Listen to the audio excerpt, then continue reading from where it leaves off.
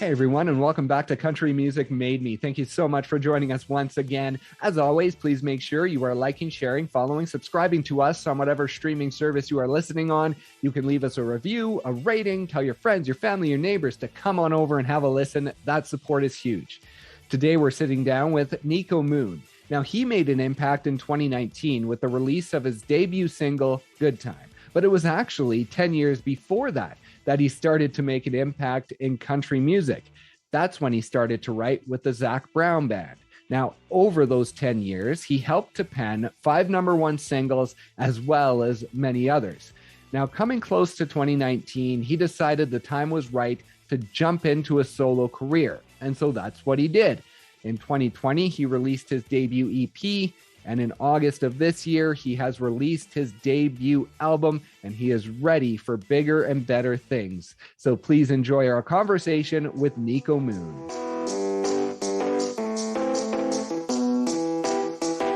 You were born in Tyler, Texas, but moved to Douglasville when you were 10.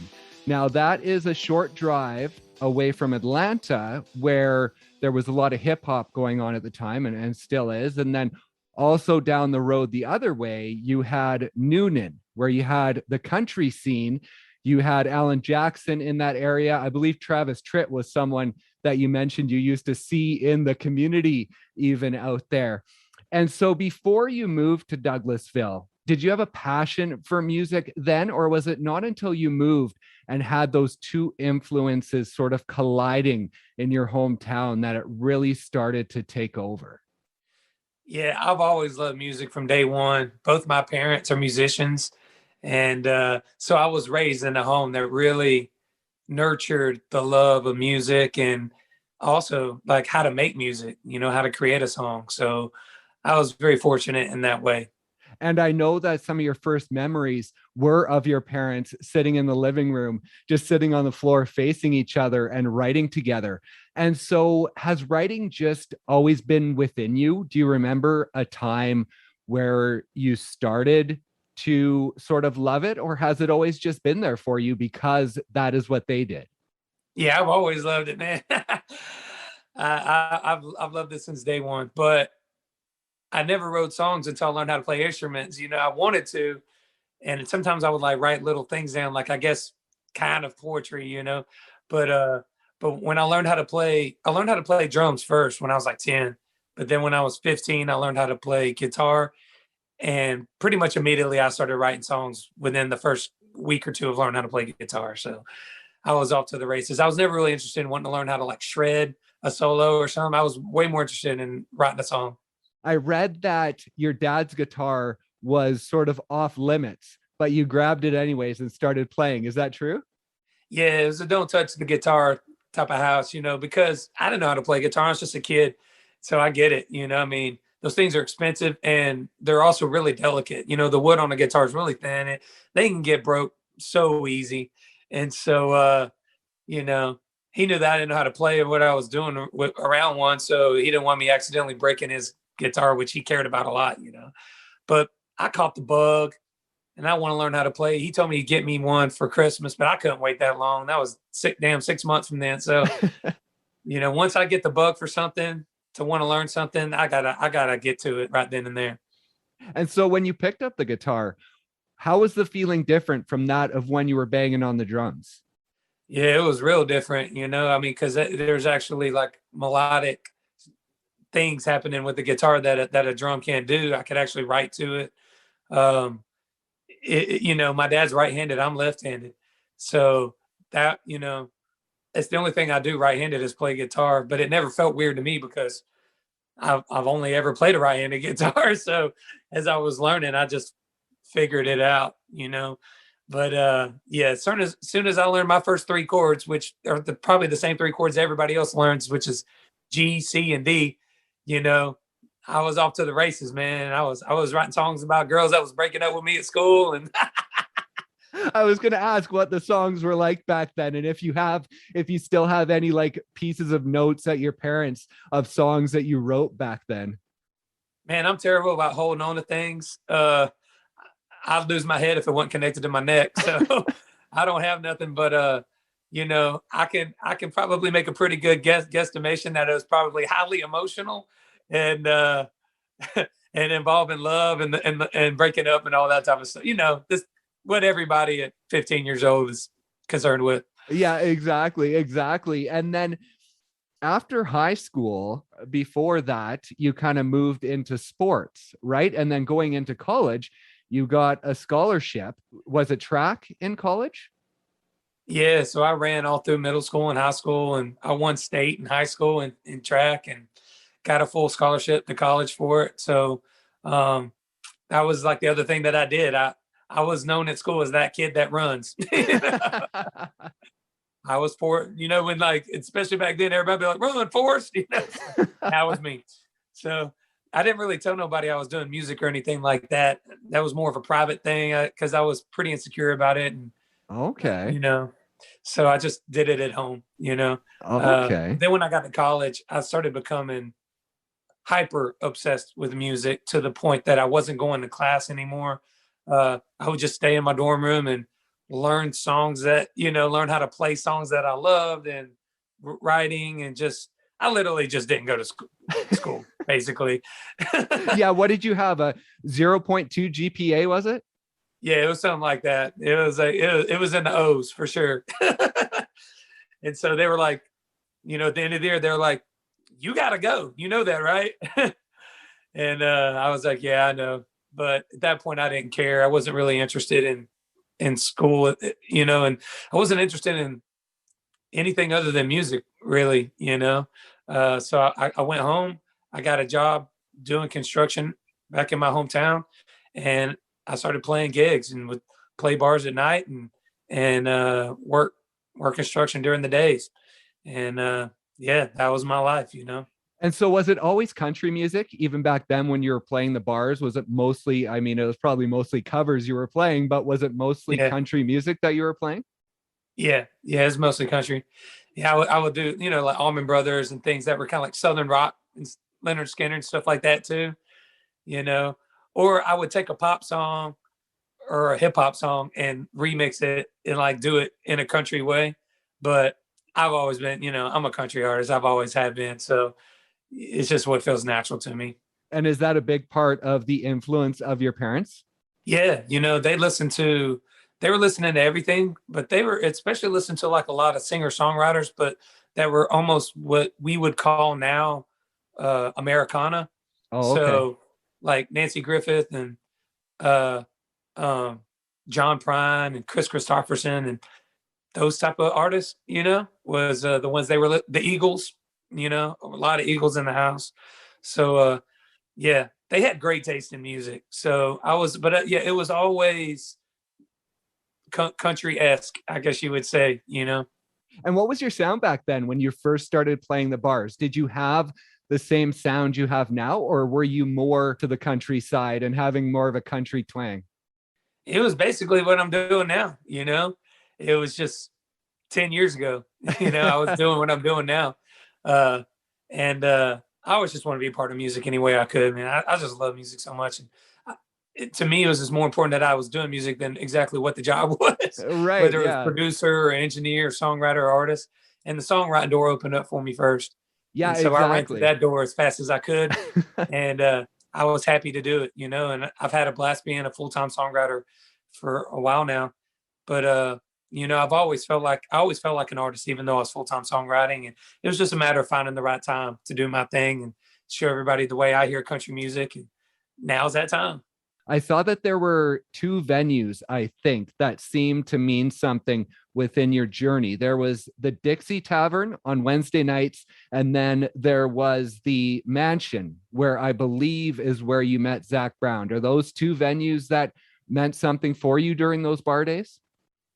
Yeah, they were. The Dixie Tavern um, is a bar in Atlanta that everybody who's in Atlanta who's trying to be something, be a country artist, is playing there.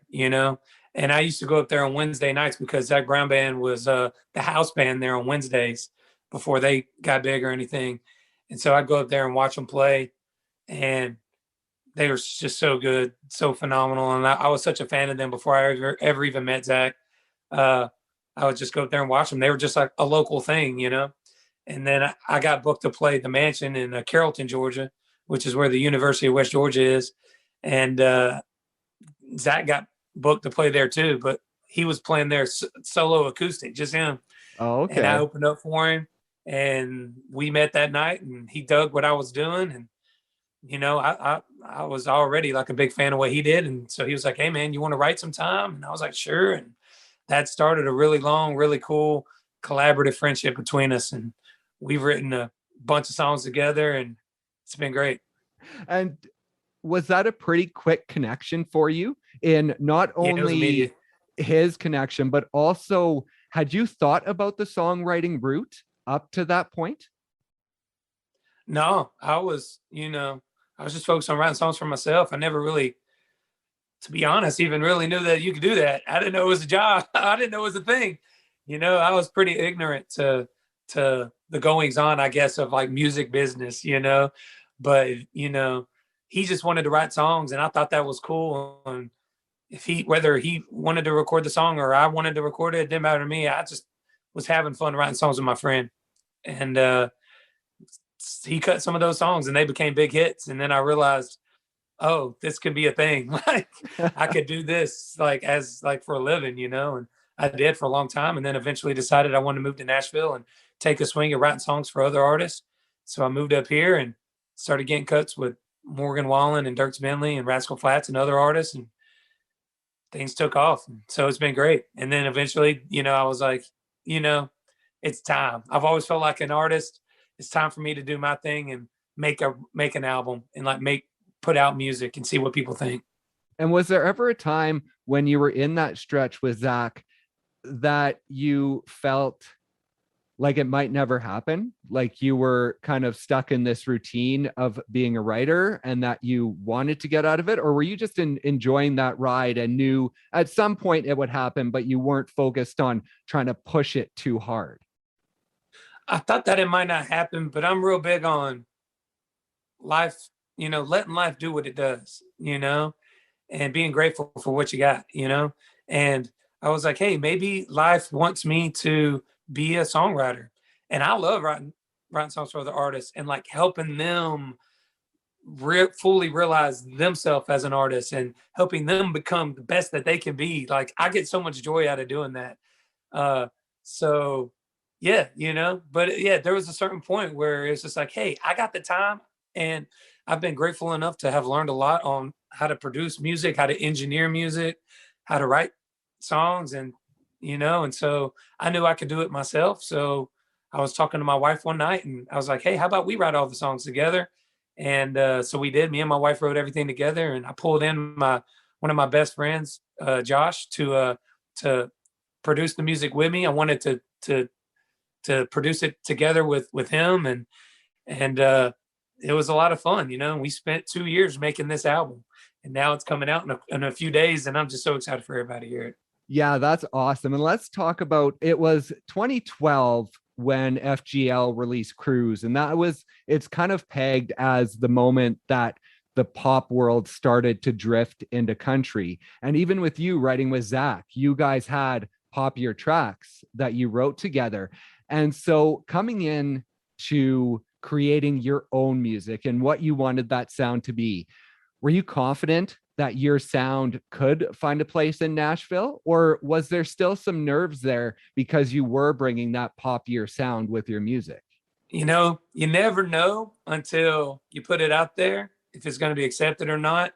But I've been in this town for a minute, and so I didn't know at the time, but 10 years ago when I was doing what I've always done, um, it would have never worked, I mean, or it would have never been accepted here in Nashville. But I had a deep gut feeling that now the doors had opened up enough for someone like me to be accepted. And so I'm grateful that the timing has worked out to where I can, you know, I'm really grateful to artists like Jason Aldean coming out with like Dirt Road Anthem and Sam Hunt and FGL, paving the way and making it okay to do the kind of music that I do, because if it wasn't for them, there's no way I would be accepted. And it was July in 2019 that you dropped your first singles. That month, you also signed with RCA Sony.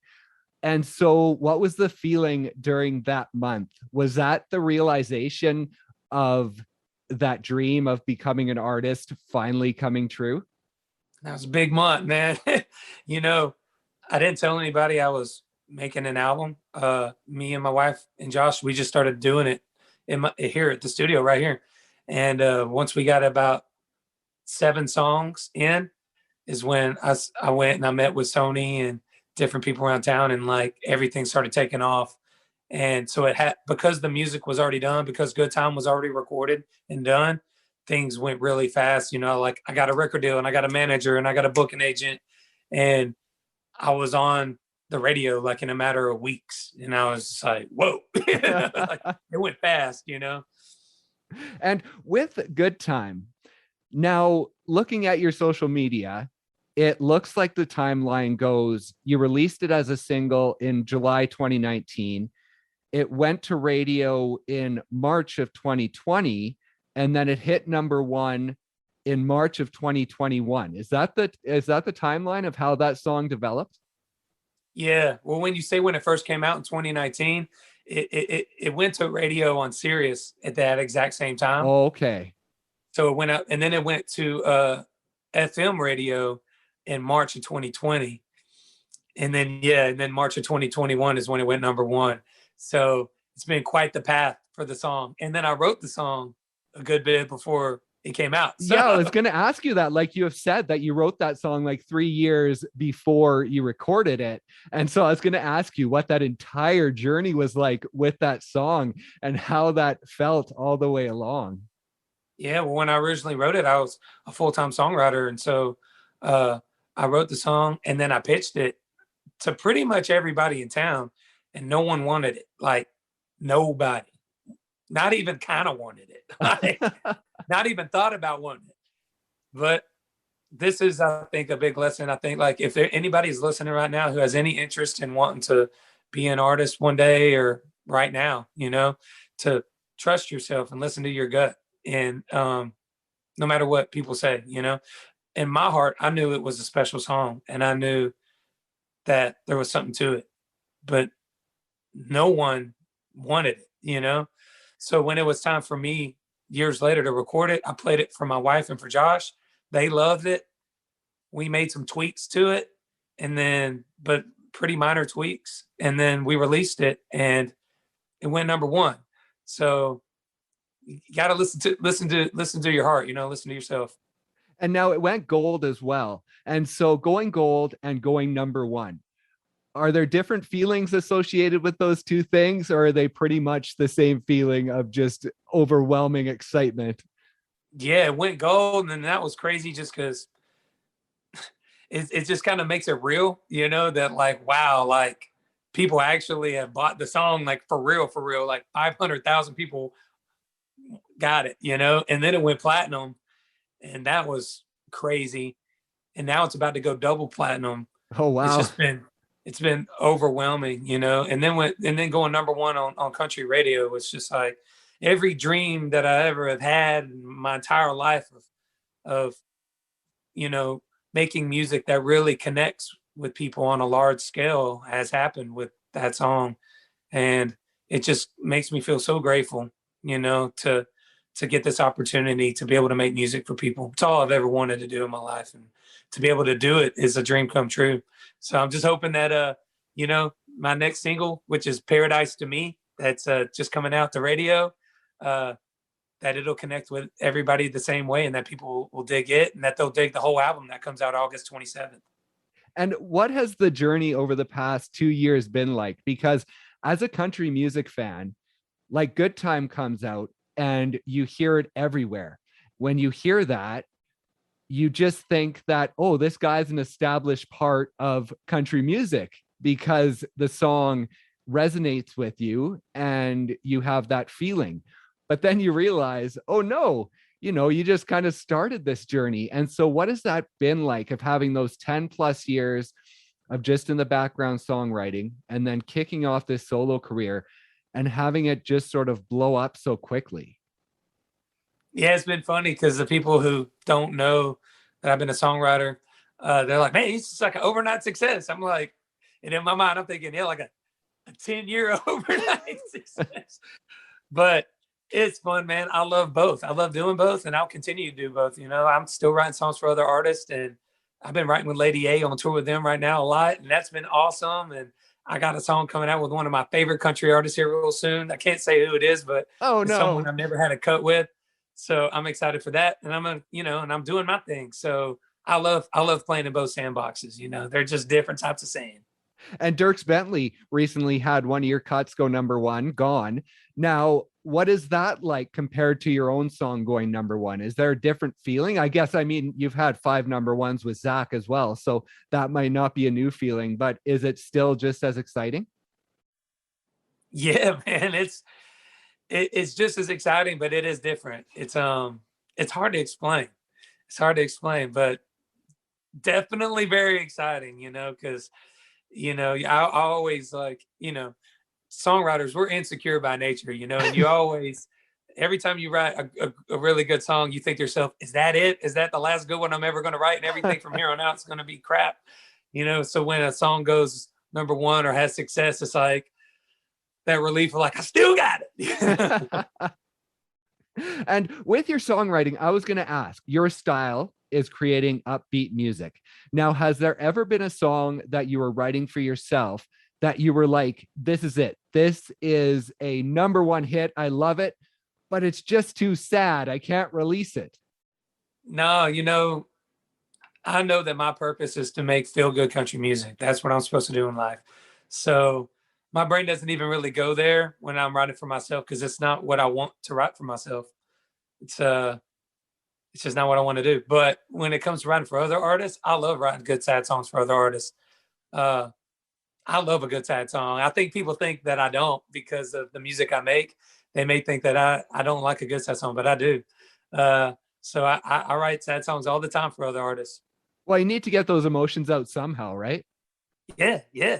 Life is full of all different kinds of emotions, and so it's important as a songwriter for me to like write about all the different things. But for my personal music, I feel like what I'm supposed to do is make music that makes people feel good, makes them happy, and that's just what I bring to the table as an artist. But it's important that there's all different kinds of artists that bring all kinds of different emotions to the table, and we need it all out there in country music. So you mentioned writing all your songs with your wife, Anna. Now, how did your life change when you met her? Would things be very different for you right now if you hadn't have met her? Yeah, life would be a completely different situation. Who know? I don't even know, man. I don't know where I'd be.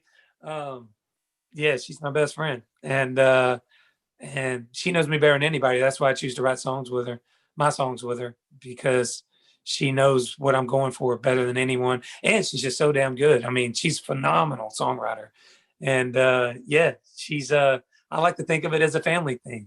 We make the music together. She's such a big part of every aspect of what I do. And when you released the EP last year, did you have the rest of the album ready, or did you guys write throughout 2020 for the rest of the songs that are coming out on the album? When the EP came out, I definitely had some songs in the bag that weren't on it, but no, there were still more that I was writing on. Like "Without Saying a Word" is a song that I actually wrote pretty recently. That's on the album. So I continued all through COVID to work on the album. And with the EP, did you convert your laundry room into a recording, into a sound booth? Yeah, but I did. Here's the thing. Here's the caveat to that. I did convert my laundry into a vocal booth, but I got 2 laundries in my Ah, house. And I think people think it's like, that gum, this dude's got dirty clothes. What's he doing to wash his clothes? It's like, I still got a laundry, people. Don't worry. But when I bought my house, there was a laundry downstairs and a laundry upstairs. And I thought that was the dumbest thing I'd ever seen. And I'm like, who needs 2? I just need one washing machine and one dryer. I don't need two of them. So the first thing my mind thought when I saw the one upstairs was, that'd make a hell of a vocal booth. It's the perfect size for one, and it was right next to my tracking room, my control room where I'm at right now. So So it was perfect. So yeah, I had a buddy of mine come in and build out a vocal booth in that room. And I wanted to ask you about It's a Great Day to Be Alive. You have that cover on the album. Now, that's sort of a full circle moment because, like I said at the start of the interview, Travis Tritt was an inspiration for you growing up. And like I say, I believe you used to sort of see him around the community. And so when you were recording that song, because of that inspiration from earlier in your life, and as well as the fact that that song just fits your persona perfectly, what was it like recording it?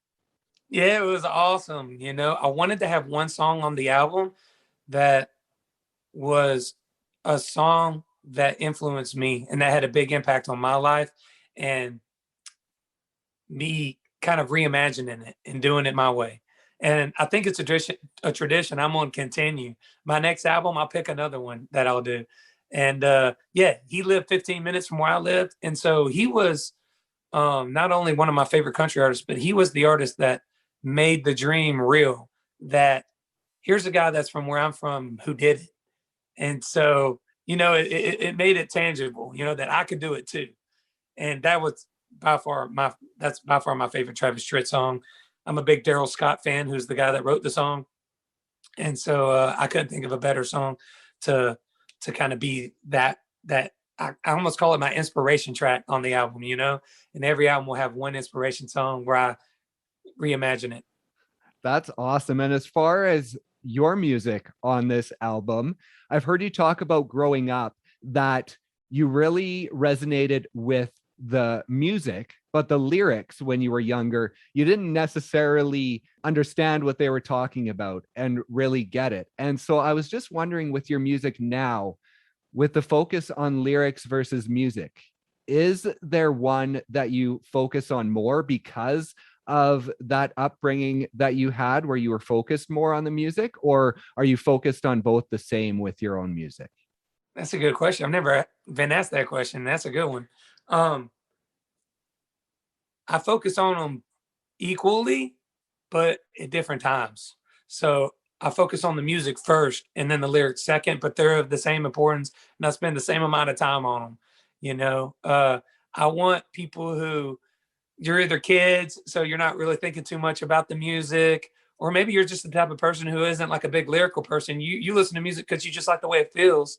I want those people to love the music and for it to feel great for them, And then the person who likes to dive in deep and get into the lyrics and all that, I want the songs to be really satisfying for them too. So they're just two sides of the same coin and they're both equally important. And so after so many years of being behind the scenes and now finally having a full-length album coming out, how proud are you of the work that you've been able to create? Oh man, I'm so proud. And, I think just as people, we should be really proud and passionate about what we do in life, right? I mean, life's way too short not to be. And I believe in it a lot. I mean, if I can't believe in myself, then who else is going to believe in me?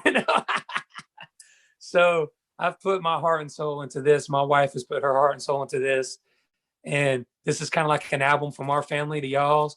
And I'm so excited for people to hear it. And I hope y'all like it. And I can't let you go without talking about the Opry. Talk about that first time and what it was like, especially because it was when there was limited capacity. I noticed there were a few people sprinkled in the seats, but what was that like to not only play it, but play it to sort of such a bare audience and just have the grandness of it in front of you? It was epic. It's a moment I'm never going to forget ever. No other genre of music has an Opry. We're the only one, literally every single country artist who's ever made any sort of a good sized impact on country music has stood on that stage and sang. No other genre of music can say that about a place, So the weight of that is heavy, it's an important thing, when you're there, you're being accepted into a long, long lineage of artists that you're standing on their shoulders. So even though I mean, every artist that's ever meant anything to me as an artist, even songwriters, you know, stood there, and I'm on those shoulders.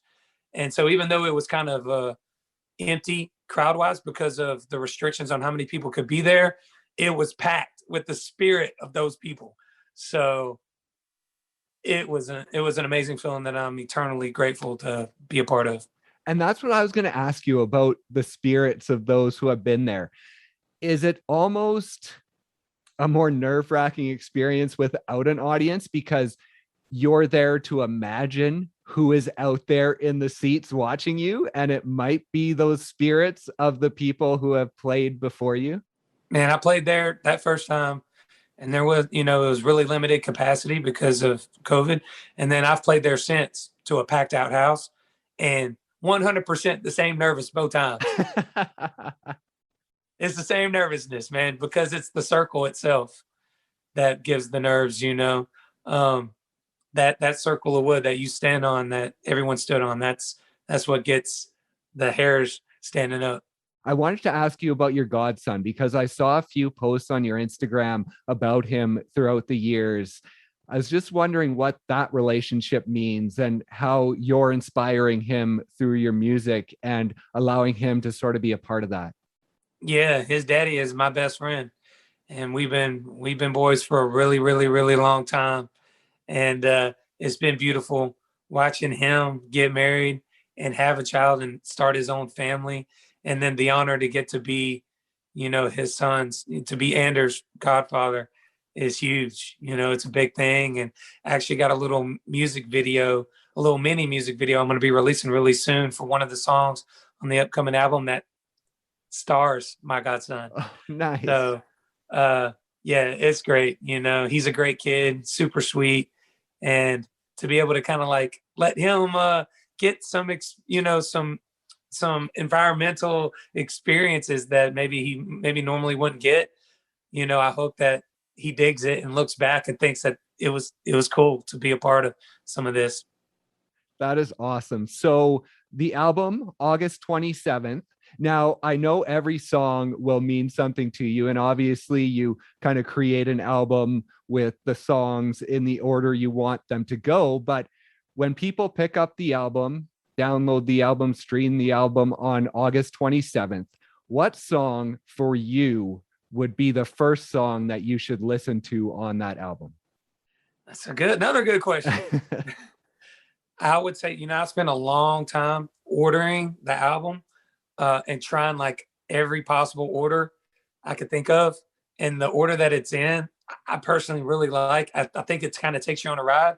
So my suggestion would be to just put it in and press play, you know, or go wherever you listen to it, just press play and listen to it all the way through. That's awesome. And being a writer, are you constantly writing? Are you already writing for what the next project will be? Do you ever stop? Oh yeah, I'm knee deep in the second album already. And it's coming out great. I can't wait for everybody to hear that. But yeah, I can't turn it off, man. It's just who I am, you know. It's what I love to do. And you mentioned writing on the road with Lady A.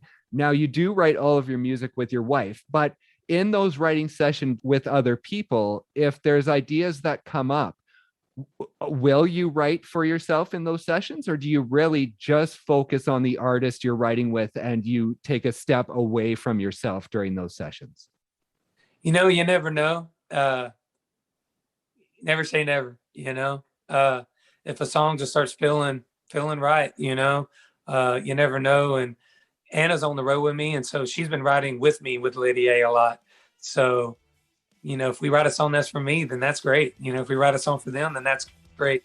To me, the most important thing when I go into a write is just to focus on writing a great song, and everything else will figure itself out. Thank you once again so much for joining us, and thank you to Niko for stopping by and sharing his story. Be sure to check out his new album, Good Time, wherever you stream your music.